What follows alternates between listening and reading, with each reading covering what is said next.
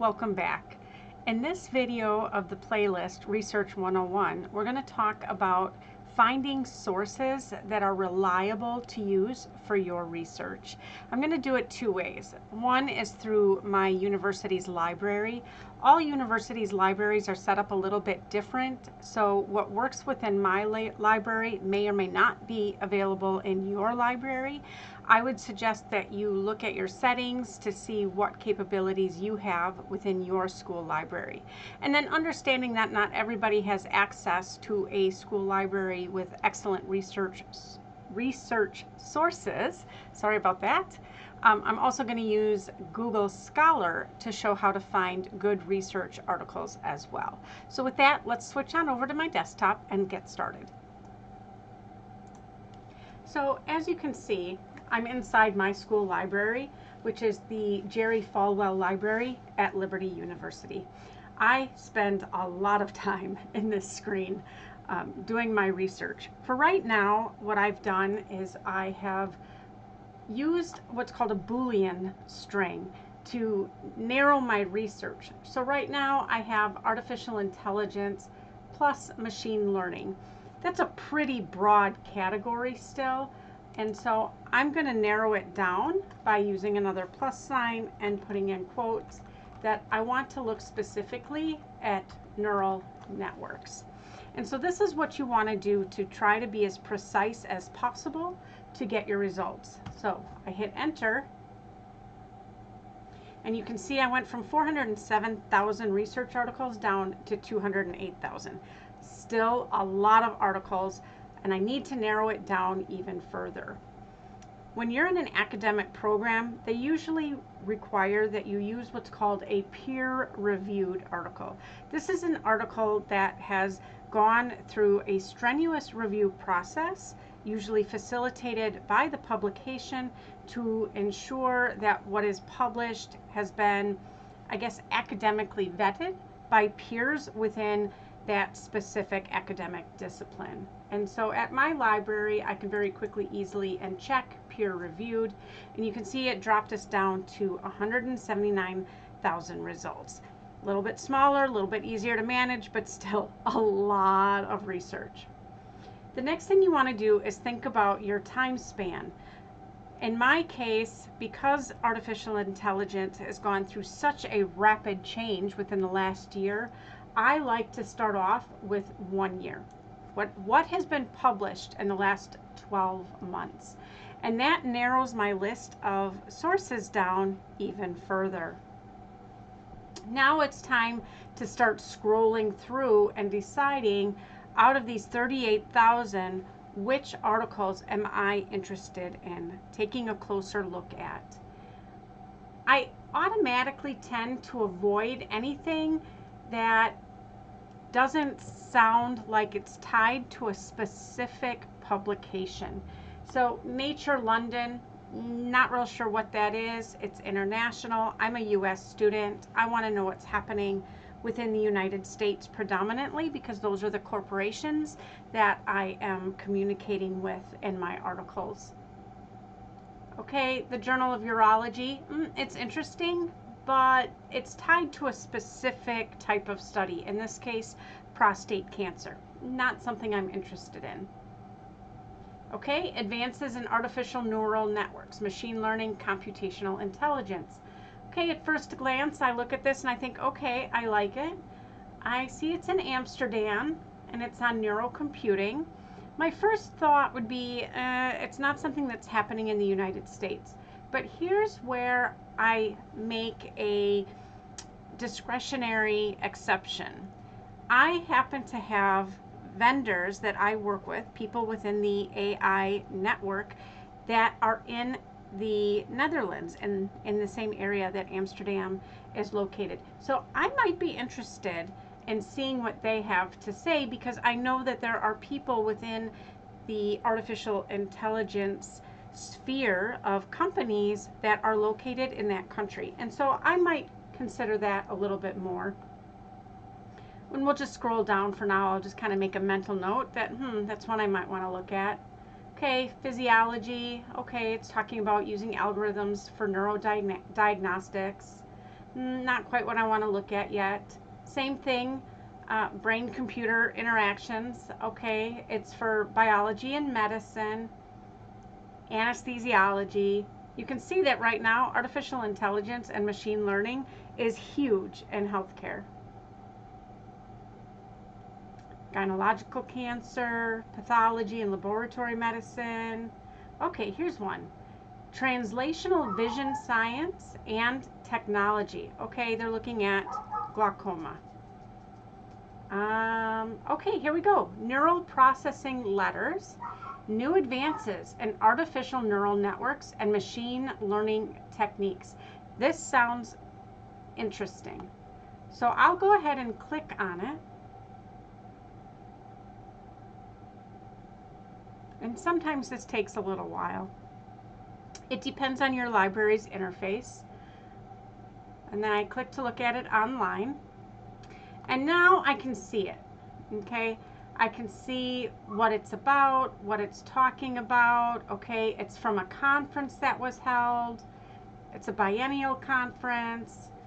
And then here's some more information. Okay, they looked at mathematical and theoretical methods, neurocomputational formulations. Okay.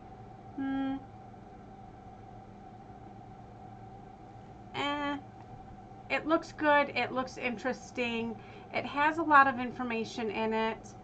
I'm going to go ahead and download this because I'm suspecting, being that it's a conference, that they're going to be defining a lot of terms that I'll need to find in my own writing.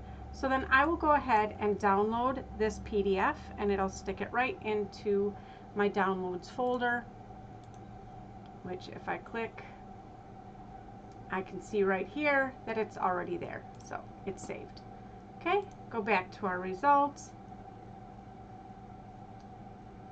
and see if there's anything else. Okay, here's something on concurrency and computation. It's talking about the artificial intelligence of things, data acquisition, neural networks. Okay, this looks interesting to me. This is something that I'm interested in, so I'll go ahead and click on that. I want to view it online. Okay, and then here's a summary, and I'll just kind of glance at it real quick. Okay, they're talking about machine learning. That's important to me. Okay, they're talking about recurrent neural networks. That's important to me. Okay, they're talking about convolutional neural networks. Okay, this has a lot of information that I'm interested in for what type of research I'm doing. So again, I will download it as a PDF. I will generally, as a rule of thumb, download between 5 and 10 research articles on a topic that I'm either interested in or that I am required to research as a part of my assignment. And so that's how I get my actual sources that I then have to evaluate at a later point in time to see if it's actually going to be something that I can use or not.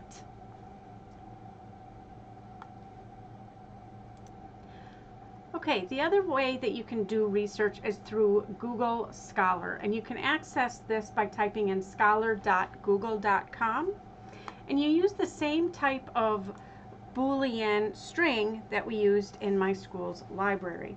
So I'm going to type in that I'm looking for artificial intelligence, that I'm looking for machine learning, and I'm looking for neural networks. Okay, let's go ahead and enter. All right, here we go. It lists that there's 1.6 million articles that meet our search requirements.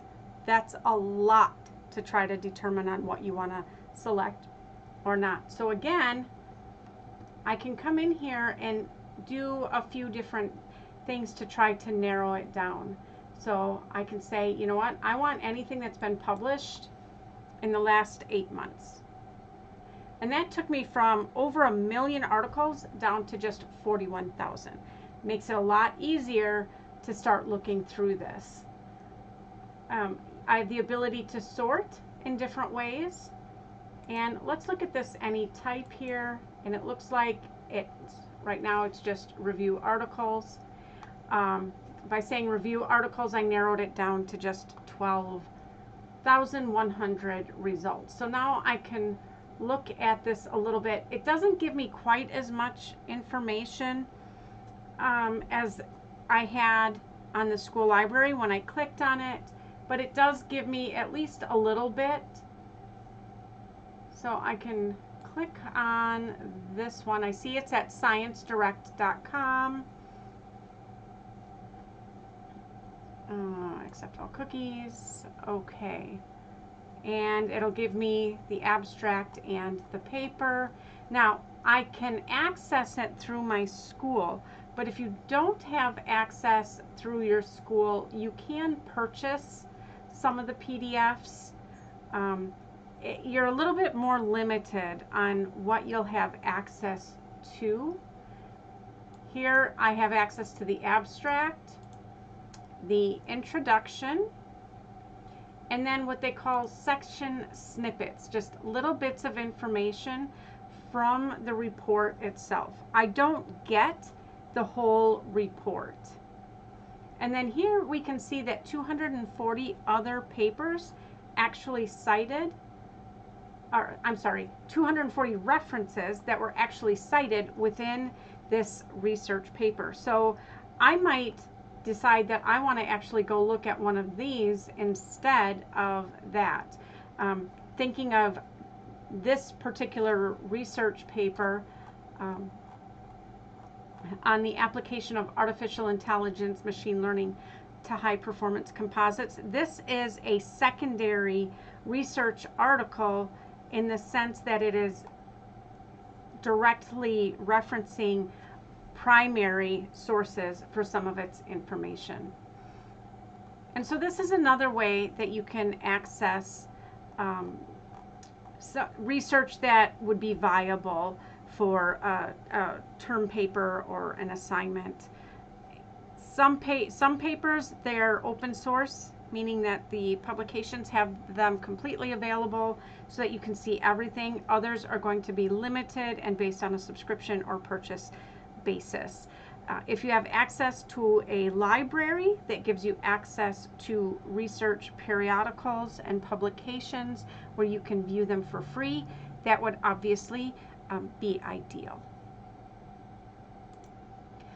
Once I have all of my research articles selected and downloaded that I've decided to work on for that day or that piqued my interest, whatever the case may be, it's not unusual for me to download anywhere from 5 to 10 different research articles throughout the course of a day because I'm either looking something up, need to find something for an assignment, I have a question about something I'm writing about.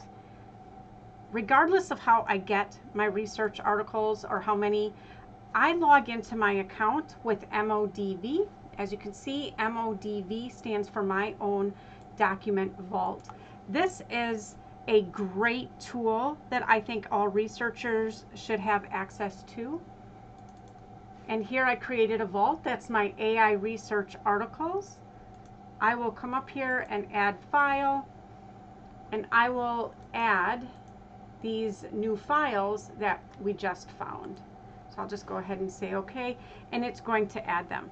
What I like about MODV is that I can search all of my research for very specific terms and narrow down that research to something that I need to address immediately. So let's say, for example, I want to write an article that talks about neural networks and explains them to people that might not understand what a neural network is. I can do a search for neural network, and it will take my 800 and some research articles that I've collected over the last 18 months or so and only queue up for me the ones that are specific to neural networks. I can then look at a very high level at this AI summary that's been generated to see, is this something that I want to look at depending on what my objective is. So this one here is talking about churn prediction rate. No, not something I'm interested in right now. Okay, this one might be a duplicate, which happens a lot of times for me, because I will, throughout the course of a day, sometimes get the same articles, or not over the course of a day, but over several months. I will sometimes download the same articles because they catch my attention. So here's one I might want to look at more closely. It's talking about artificial neural networks, how it's being used for forecasting seasonal time series.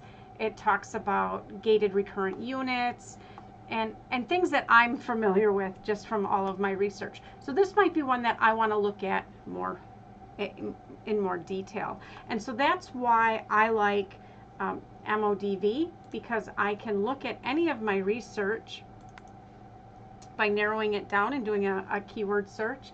Otherwise, I can come in here and look at the research, and what they've done is they've leveraged large language models like ChatGPT to interact with the research and identify some basic questions that you might ask. And it'll even tell you what page those insights are tied to. So, you know, here, how did the experiences of the 2008 and 2020 graduates in the transition from university to the workforce differ? And it answers that question. So it automatically queries the research for some pretty basic insights and gives you answers to them. So I can review this and make a determination before I even start processing the research myself to see if it's something that I want to use for that particular objective. If I go ahead and close this, and I'll have to reduce it a little bit. There we go.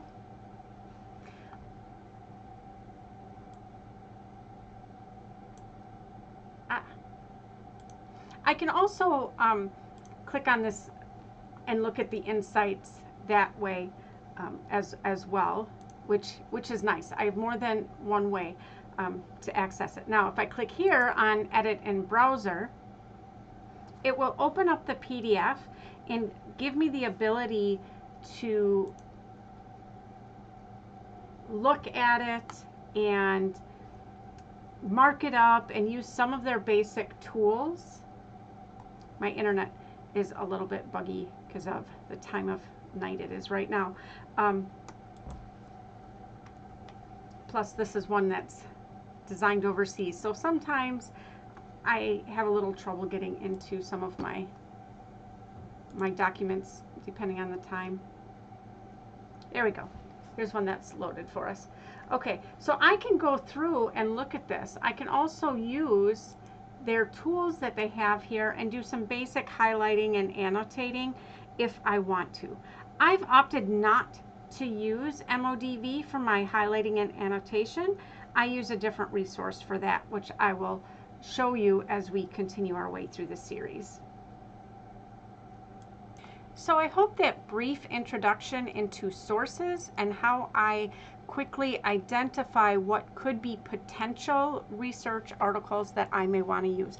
I say potential because obviously I have not drilled down very deeply into reviewing the research article yet.